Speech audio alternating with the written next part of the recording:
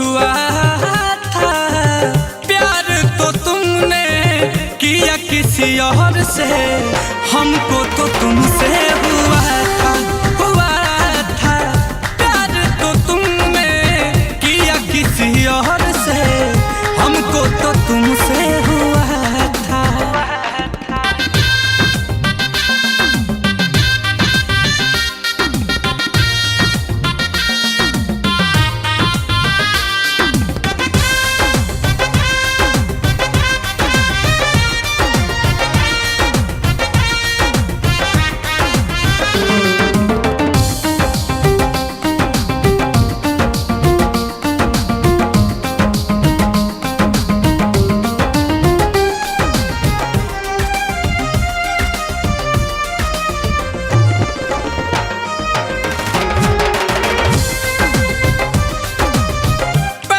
नजर जब देखा तुम्हें तुम भाने लगे,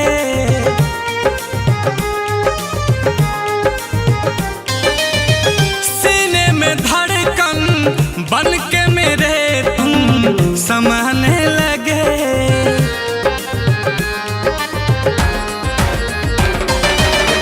पहली नजर जब देखा तुम्हें तुम भाने लगे, तुम तो समाने लगे। सपना टूटा जब आंखें खुली, बस चारों तरफ तो धुआं था।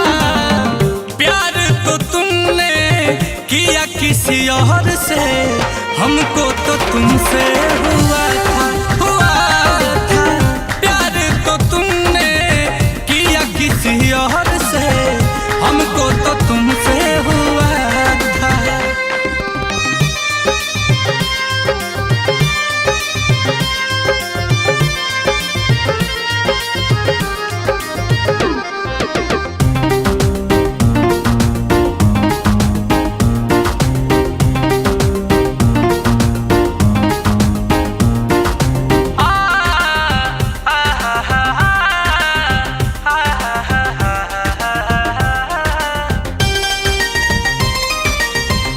इश्क में रुसवा हुए इस कदर तुम जाने ना।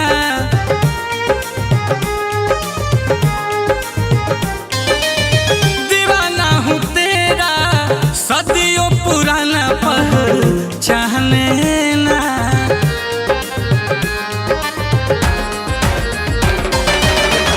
इश्क में रुसवा हुए इस कदर तुम जाने,